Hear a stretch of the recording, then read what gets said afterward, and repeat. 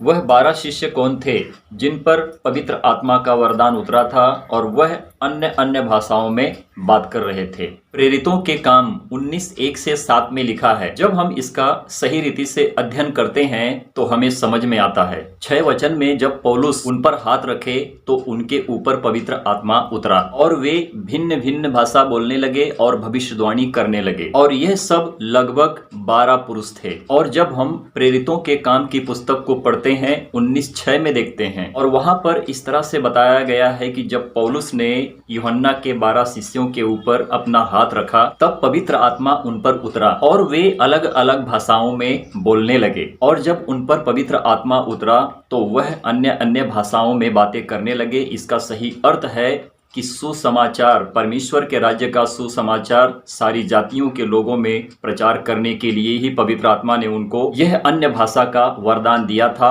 कि जो अलग अलग भाषाओं में बात करते थे, कि सभी अन्य जातियों के लोगों में परमेश्वर का, जिसे कहते हैं ईश्वर का संदेश पहुंचे और वह सच्चाई को जान सकें और परमेश्वर के राज्य में आगे बढ़ सकें। जब हम पहला कुरिन्थियों अध्याय 14, 10, 11 को पढ़ते हैं, वहां पर पौलुस कहते हैं, जगत में कितने ही प्रकार की भाषाएं क्यों ना हो, परंतु बिना अर्थ की ऐसी कोई भाषा नहीं है कि जो उसे हम समझ ना सकें। इसीलिए मैं यदि किसी भाषा का अर्थ ना समझूं तो मैं बोलने वाले के दृष्टि में परदेशी ठहरूंगा और बोलने वाला मेरी दृष्टि में परदेशी ठहरेगा, क्योंकि हम दोनों एक दूसरे की भाषा को नहीं समझते हैं। इसका सही अर्थ है, एक कन्नड़ बोलने वाला आदमी है, वह हिंदी भाषा को समझता है तो कन्नड़ में जो बोला गया है वह हिंदी में अनुवाद करके उनको बताता है जो हिंदी वाले वहां पर बैठे होते हैं और परमेश्वर के वचन को सुनते हैं। यदि तुम एक दूसरे की भाषा को समझोगे तो एक दूसरे के लिए तुम परदेशी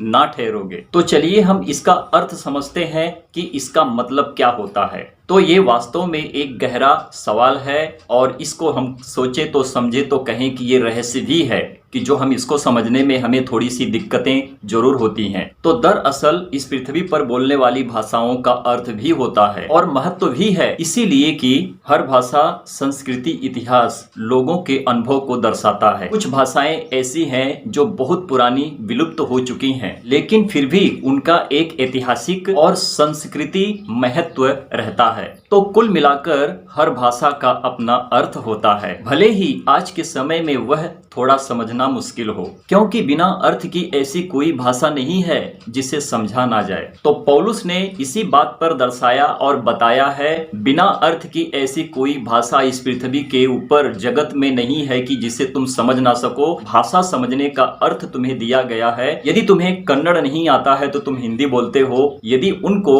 कन्नड़ आता है, वह हिंदी में बात करते हैं, तो वह कन्नड़ का अनुवाद हिंदी में बताते हैं, जिसे कहते हैं ट्रांसलेशन। तो हमें पता चलता है कि कन्नड़ में जो बातें बोली गई है हमें हिंदी में उसे समझाया गया है। तो हर भाषा का अपना अर्थ होता है, बगैर अर्थ की ऐसी कोई भाषा नहीं है कि जिसे समझा नहीं जाता है। तो यदि परमेश्वर पवित्र आत्मा के द्वारा वरदान देते हैं, अन्य अन्य भाषाओं में, भिन्न भिन्न भाषाओं में बात करने के लिए कहते हैं, तो इसका मतलब वह नहीं है कि हम रबा रबा सबा सबा दो दो दो दो बोबो बोबो रा रा रा ला ला ला ला बोले।